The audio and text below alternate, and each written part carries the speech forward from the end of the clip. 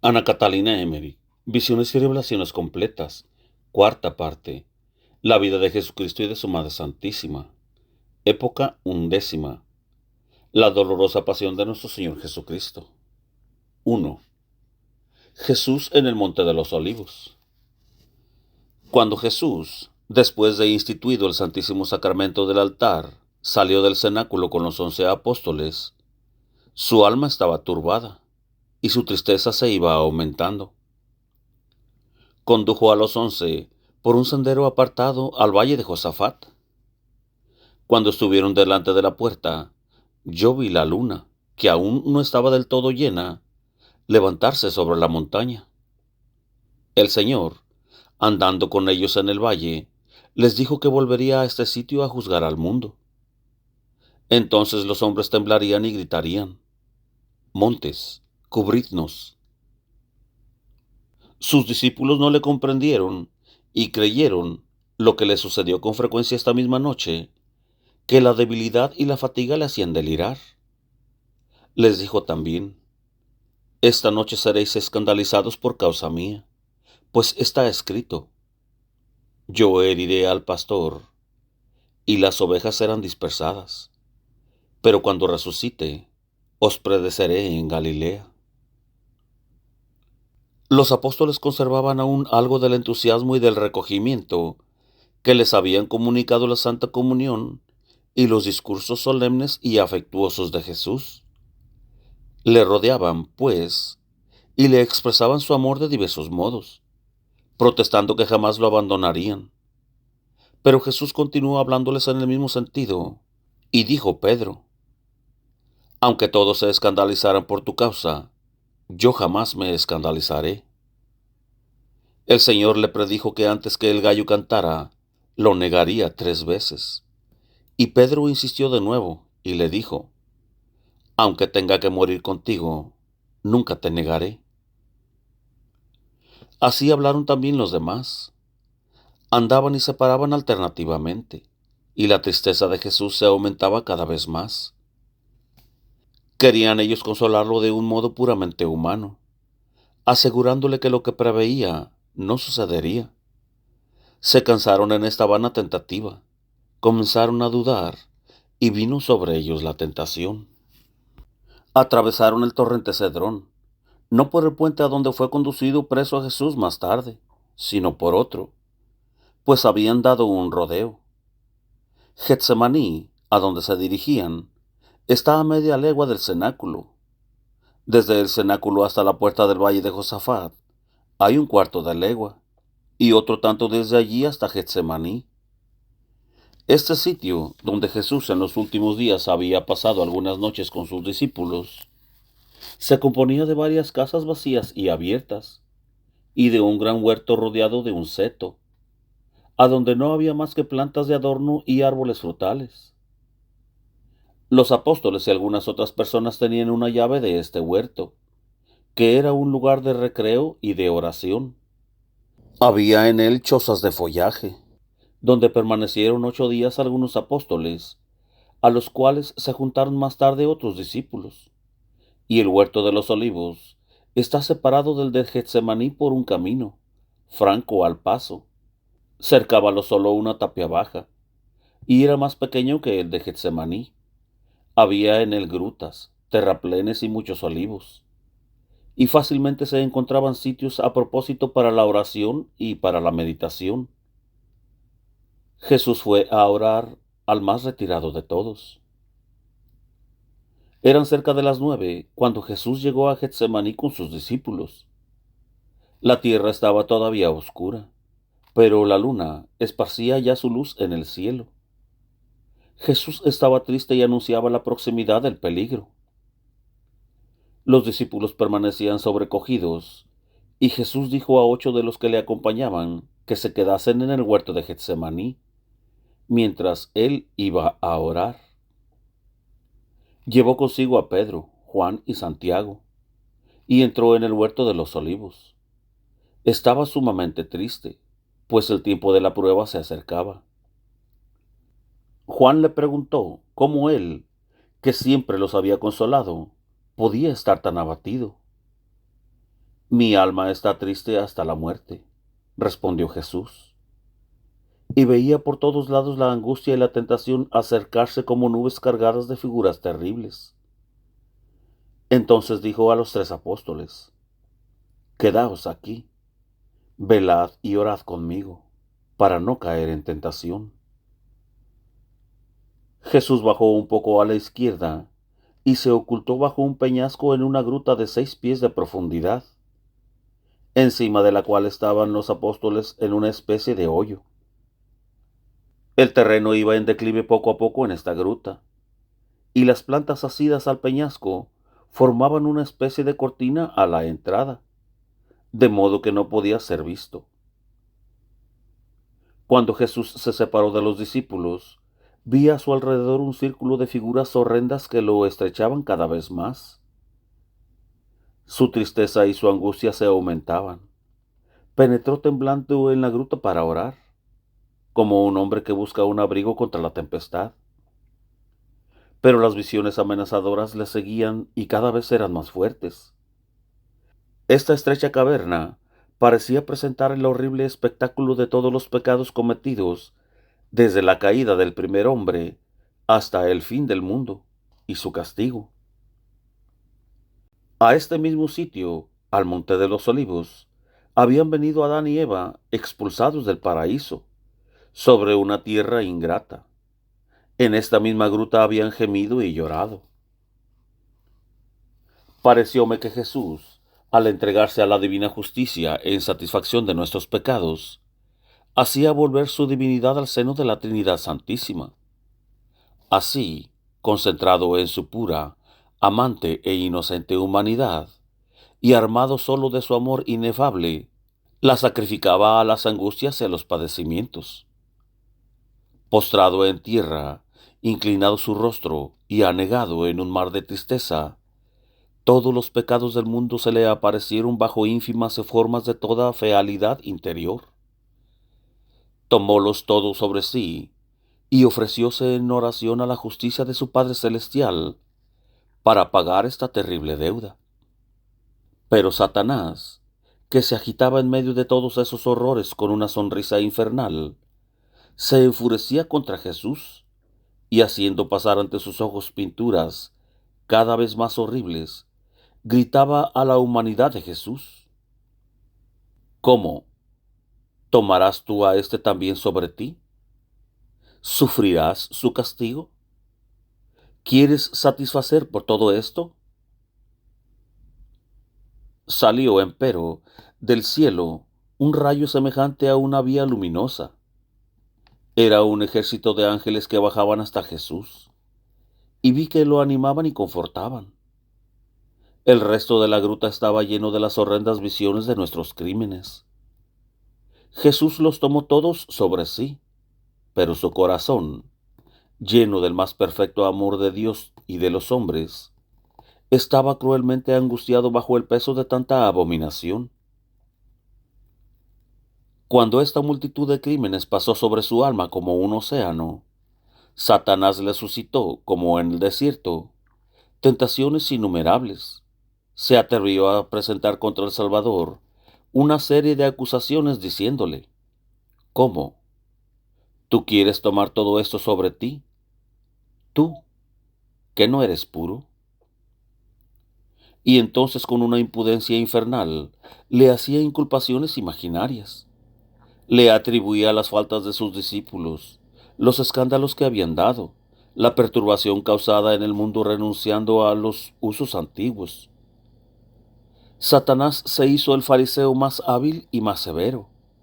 Le reprendió el haber sido la causa de la degollación de los inocentes, así como de los padecimientos de sus padres en Egipto, el no haber salvado a Juan Bautista de la muerte, el haber desunido familias y protegido hombres infames, el no haber curado a muchos enfermos, el haber causado perjuicio a los habitantes de Gergesa, permitiendo a los poseídos entrar en sus cubas y a los demonios precipitar sus cerdos en el mar, el haber abandonado su familia y dilapidado los bienes de su prójimo.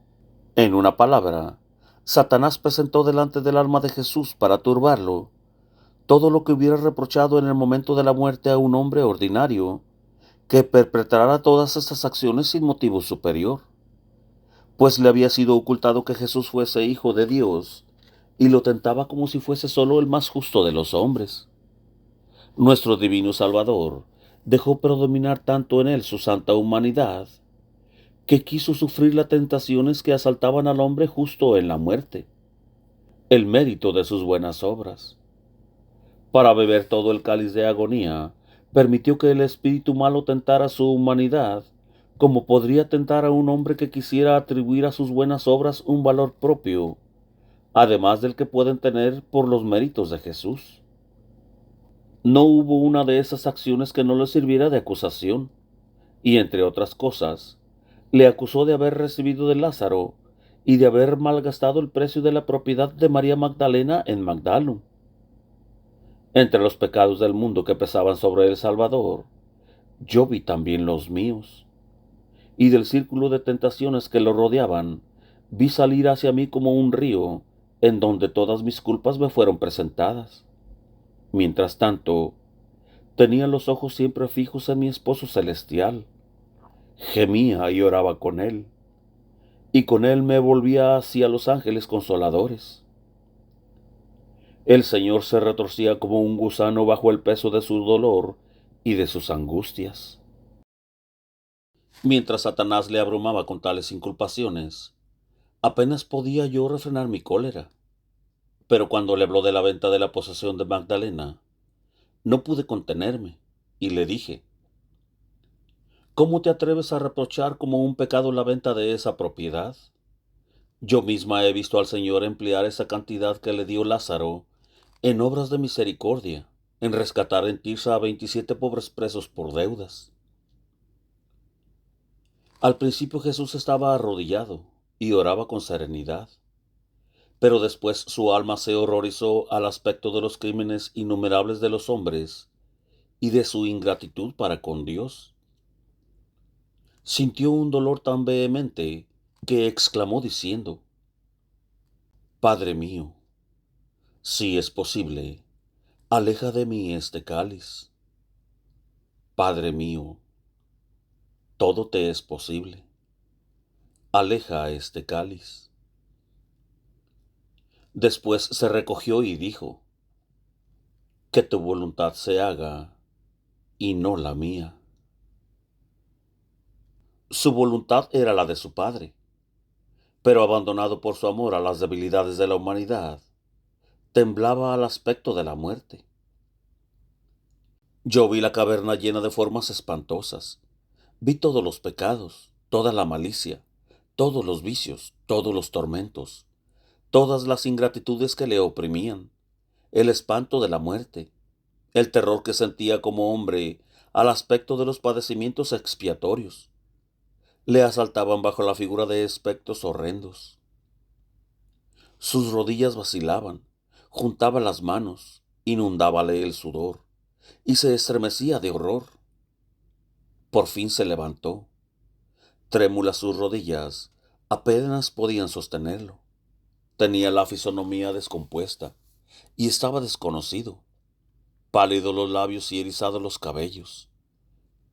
Eran cerca de las 10 cuando se levantó, y temblando, cayéndose a cada paso, bañado de un sudor frío, fue a donde estaban los 3 apóstoles. Subió a la izquierda de la gruta, al sitio donde éstos habían dormido, rendidos de fatiga, de tristeza y de inquietud. Jesús vino a ellos como un hombre cercado de angustias, a quien el temor obliga a recurrir a sus amigos, y semejante al buen pastor que, avisado de un peligro próximo, viene a visitar su rebaño amenazado, pues no ignoraba que ellos también estaban en la angustia y en la tentación. Las terribles visiones le asediaban, implacables en este corto camino. Hallándolos dormidos, juntó las manos, cayó junto a ellos, lleno de tristeza y de inquietud, y dijo: Simón, ¿duermes?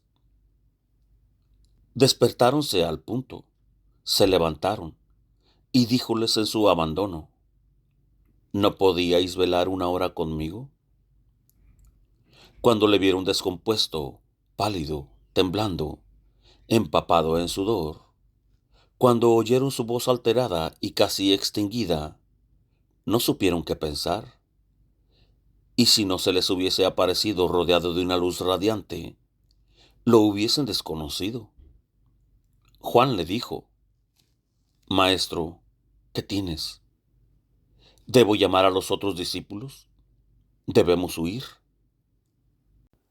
Jesús respondió: Si viviera, enseñara y curara todavía 33 años, no bastarían para cumplir lo que tengo que hacer de aquí a mañana. No llames a los otros 8. Helos dejado allí porque no podrían verme en esta miseria sin escandalizarse. Caerían en tentación, olvidarían mucho y dudarían de mí, porque verían al Hijo del Hombre transfigurado y también en su obscuridad y desamparo. Pero velad y orad, para no caer en la tentación, porque el espíritu está pronto, pero la carne es débil.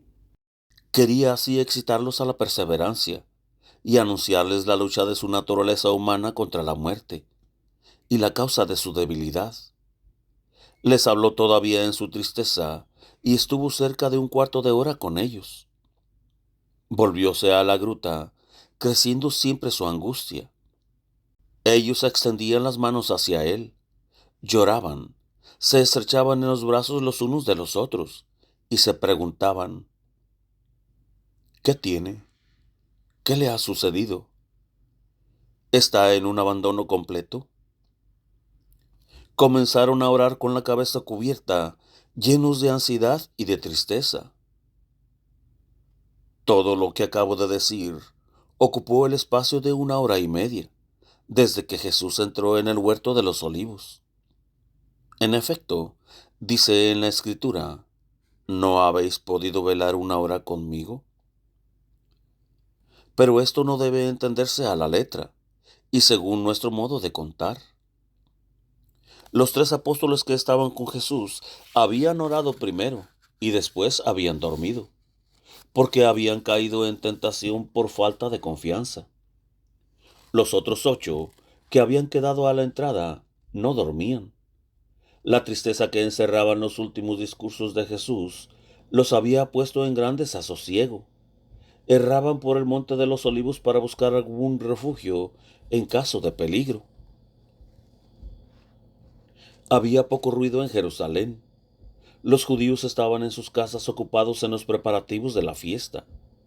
Vi acá y allá amigos y discípulos de Jesús que andaban y hablaban juntos. Parecían inquietos y como si esperasen algún acontecimiento. La madre del Señor, Magdalena, Marta, María, hija de Cleofás, María Salomé y Salomé, habían ido desde el cenáculo a la casa de María, madre de Marcos. María, asustada de lo que decían sobre Jesús, quiso venir al pueblo para saber noticias suyas. Lázaro, Nicodemo, José de Arimatea y algunos parientes de Hebrón vinieron a verla para tranquilizarla, pues habiendo tenido conocimiento de las tristes predicciones de Jesús en el cenáculo, habían ido a informarse a casa de los fariseos conocidos suyos y no habían oído que se preparase ninguna tentativa contra Jesús. Decían que el peligro no debía ser tan grande, que no asaltarían al Señor hallándose tan próxima a la fiesta. Ellos no sabían nada de la traición de Judas. María les habló de la agitación de éste en los últimos días, de qué manera había salido del cenáculo. Seguramente había ido a denunciar a Jesús. Ella habíale dicho con frecuencia que era un hijo de perdición. Las santas mujeres se volvieron a casa de María, madre de Marcos. Cuando Jesús volvió a la gruta, y con él todos sus dolores, se prosternó con el rostro sobre el suelo y los brazos extendidos. Y en esta actitud rogó a su Padre Celestial. Pero hubo una nueva lucha en su alma, que duró 3/4 de hora. Vinieron ángeles a mostrarle una serie de visiones, todos los dolores que había de padecer para expiar el pecado. Mostráronle cuál era la belleza del hombre antes de su caída, y cuánto le había desfigurado y alterado ésta. Vio el origen de todos los pecados en el primer pecado, la significación y la esencia de la concupiscencia, sus terribles efectos sobre las fuerzas del alma humana, y también la esencia y la significación de todas las penas correspondientes a la concupiscencia. Le mostraron, en la satisfacción que debía de dar a la divina justicia, un padecimiento de cuerpo y alma, comprendiendo todas las penas debidas a la concupiscencia de toda la humanidad. La deuda del género humano debía ser satisfecha por la naturaleza humana exenta de pecado del Hijo de Dios. Los ángeles le presentaban todo esto bajo diversas formas, y yo percibía lo que decían, a pesar de que no oía su voz. Ningún lenguaje puede expresar el dolor y el espanto que sobresaltaron el alma de Jesús a la vista de estas terribles expiaciones. El horror de esta visión fue tal que un sudor de sangre salió de todo su cuerpo. Mientras la humanidad de Jesucristo estaba sumergida en esta inmensidad de padecimientos, noté en los ángeles un movimiento de compasión. Hubo un punto de silencio. Parecióme que deseaban ardientemente consolarle, y que por eso oraban ante el trono de Dios. Hubo como una lucha de un instante entre la misericordia y la justicia de Dios y el amor que se sacrificaba. Una imagen de Dios fueme presentada, no como tantas veces sobre un trono, sino en forma luminosa. Yo vi la naturaleza divina del Hijo en la persona del Padre, y como retirada de en su seno, la persona del Espíritu Santo procedía del Padre y del Hijo. Estaba como entre ellos, y sin embargo, no formaban más que un solo Dios. Por eso es indecible. Tuve más bien un sentimiento interno que una visión con formas distintas. Me pareció que la voluntad divina del Hijo se retiraba al Padre para dejar caer sobre su humanidad todos los padecimientos que la voluntad humana de Jesús pedía a su Padre que alejara de él. Vi esto en el momento de la compasión de los ángeles, cuando desearon consolar a Jesús, y, en efecto, recibió en ese instante algún alivio. Entonces todo desapareció. Los ángeles abandonaron al Señor, cuya alma iba a sufrir nuevas acometidas. Cuando el Salvador, en el Monte de los Olivos, quiso poner a prueba y dominar esta violenta repugnancia de la naturaleza humana contra el dolor y la muerte, que hace parte de todo padecimiento, fue permitido al tentador hacer con él lo que hace con el hombre que quiere sacrificarse por una causa santa. En la primera agonía, Satanás presentó al Señor la enormidad de la deuda que quería satisfacer, y llevó la audacia hasta buscar culpas en las obras mismas del Salvador. En la segunda agonía, Jesús vio en toda su extensión y su acervidad el padecimiento expiatorio necesario para satisfacer a la justicia divina. Esto le fue presentado por los ángeles, pues no pertenece a Satanás hacer ver que la expiación es posible. El padre de la mentira y de la desesperación no puede mostrar las obras de la misericordia divina. Jesús, que había resistido victoriosamente a todos estos combates por su abandono completo a la voluntad de su Padre Celestial, hubo de verse aún estrechado en un nuevo círculo de horribles visiones que le fueron presentadas. La duda y la inquietud que preceden al sacrificio en el hombre que se ofrece por víctima asaltaron el alma del Señor, que se hizo esta terrible pregunta: ¿cuál será el fruto de este sacrificio? Y el cuadro más terrible vino a oprimir su amante corazón. Cuando Dios creó al primer Adán, le envió un sueño, abrió su costado, tomó una de sus costillas, hizo a Eva, su mujer, la madre de todos los vivos, la condujo delante de Adán, y éste dijo: esta es la carne de mi carne y el hueso de mis huesos. El hombre dejará a su padre y a su madre para unirse a su mujer, y serán los dos una sola carne. Este fue el casamiento del cual está escrito: este sacramento es grande en Jesucristo y en la Iglesia. Jesucristo, el nuevo Adán, quería también dejar venir sobre él el sueño, el de la muerte sobre la cruz. Quería también dejar abrir su costado, a fin de que la nueva Eva, su esposa virginal, la Iglesia, madre de todos los vivos, fuera formada.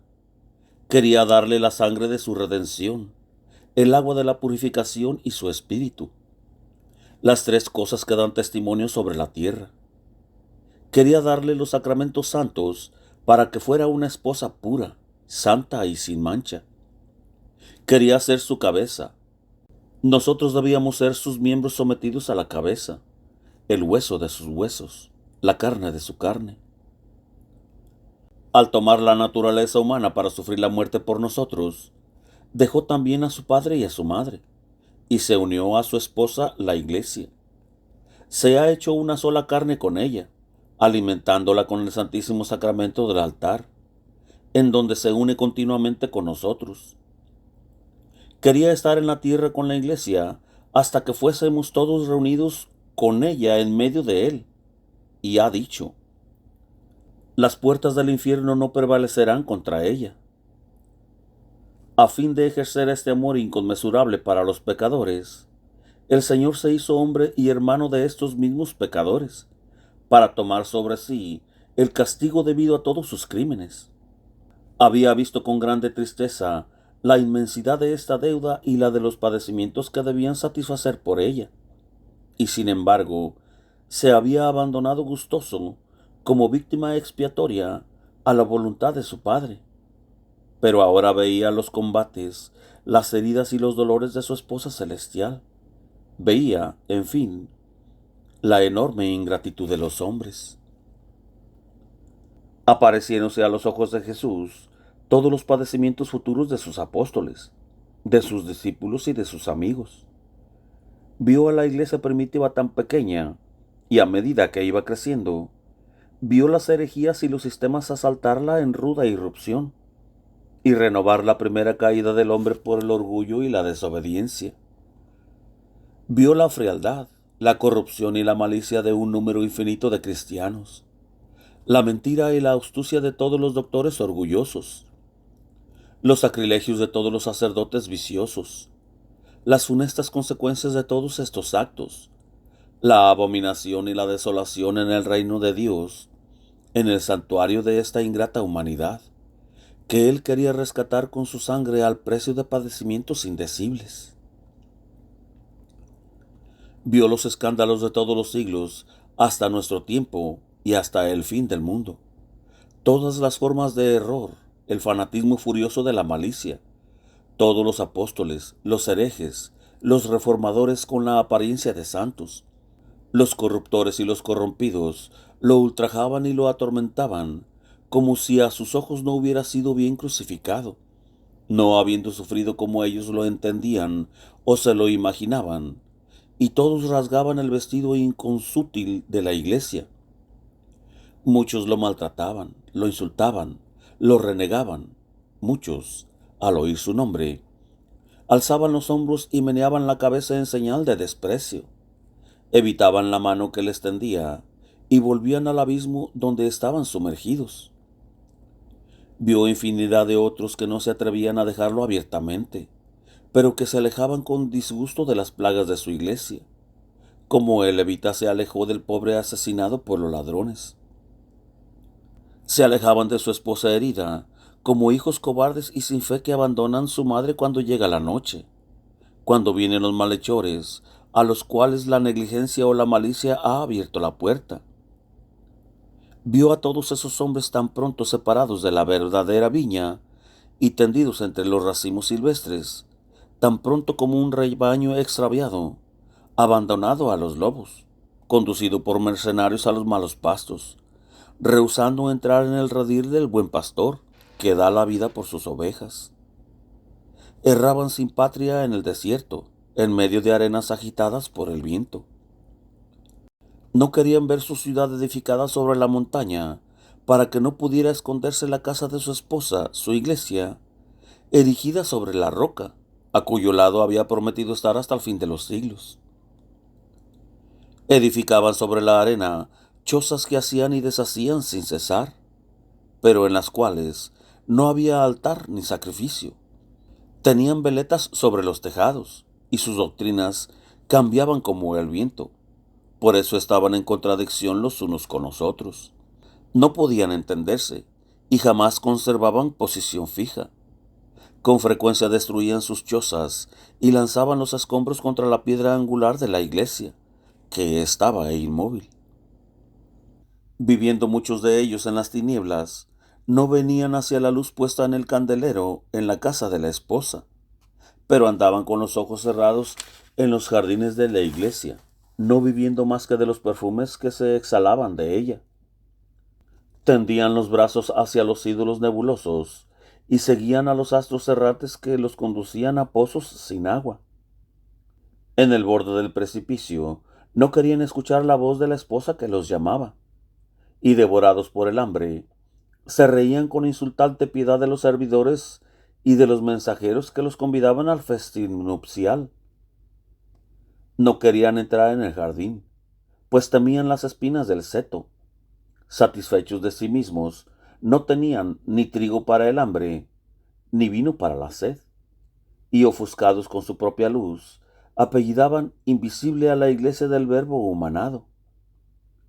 Jesús los vio a todos, lloró por ellos, quiso sufrir por todos los que no lo ven y que no quieren llevar su cruz con él a la ciudad edificada sobre la piedra, a la cual se ha dado en el Santísimo Sacramento, y contra la cual las puertas del infierno no prevalecerán nunca.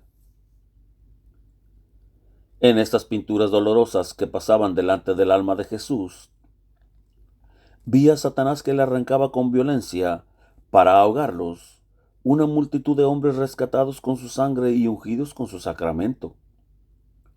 El Salvador vio con amargo dolor toda la ingratitud, toda la corrupción de los cristianos de todos los tiempos, todas estas apariciones en que la voz del tentador repetía sin cesar: ¿quieres tú sufrir por estos ingratos? Venían sobre Jesús con tanta impetuosidad que una angustia indecible oprimía su humanidad. Jesucristo, el Hijo del Hombre, luchaba y juntaba las manos, caía como abrumado sobre sus rodillas, y su voluntad humana libraba un combate tan terrible contra la repugnancia de sufrir tanto por una raza tan ingrata, que el sudor de su sangre caía de su cuerpo a gotas sobre el suelo. En medio de su abandono, miraba alrededor como para hallar socorro, y parecía tomar al cielo, la tierra y los astros del firmamento por testigos de sus padecimientos. Jesús elevó la voz y dio gritos dolorosos. Los 3 apóstoles se despertaron, escucharon y quisieron ir hacia él. Pero Pedro detuvo a los otros 2 y dijo: no os mováis, yo voy a él.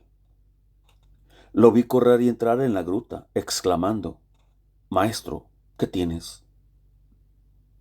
Y se quedó temblando a la vista de Jesús ensangrentado y aterrorizado. Jesús no le respondió y no hizo caso de él. Pedro se volvió a los otros y les dijo que el Señor no le había respondido y que no hacía más que gemir y suspirar. Su tristeza se aumentó, cubriéndose la cabeza, y lloraron orando. Volví hacia mi esposo celestial en su dolorosa agonía. Las imágenes horrendas de la ingratitud de los hombres futuros, cuya deuda tomaba sobre sí, eran cada vez más terribles. Muchas veces le oí gritar: Padre mío, ¿es posible que he de sufrir por estos ingratos? Oh, Padre mío, si este cáliz no se puede alejar de mí, que tu voluntad se haga y no la mía. En medio de todas estas apariciones, yo veía a Satanás moverse bajo diversas formas horribles, que representaban diferentes especies de pecados. Tan pronto aparecía como un hombre negro, tan pronto bajo la figura de tigre, tan pronto bajo la de una zorra, de un lobo, de dragón, de serpiente. No era precisamente la forma misma de estos animales, sino sólo el principal carácter de su naturaleza, mezclado con otras formas horrendas. No tenía nada semejante a una criatura completa. Eran sólo símbolos de abominación, de discordia, de contradicción, de pecado, en fin, formas de demonio. Estas figuras diabólicas empujaban, arrastraban, laceraban a los ojos de Jesús una multitud de hombres cuya redención entraba en el camino doloroso de la cruz. Al principio vi rara vez la serpiente. Después la vi aparecer con una corona en la cabeza. Su tamaño era monstruoso, su fuerza parecía desmedida, y llevaba contra Jesús innumerables legiones de todos los tiempos, de todas las razas, armadas de toda especie de instrumentos de destrucción. Combatían alguna vez las unas con las otras, y después se volvían contra el Salvador con rabia. Era un horrible espectáculo, pues lo llenaban de ultrajes, de maldiciones. Lo herían, lo golpeaban. Sus armas, sus espadas, sus palos, iban y venían sin cesar, cayendo sobre el grano de trigo celeste, descendido sobre la tierra para morir, a fin de alimentar eternamente a todos los hombres con el pan de vida.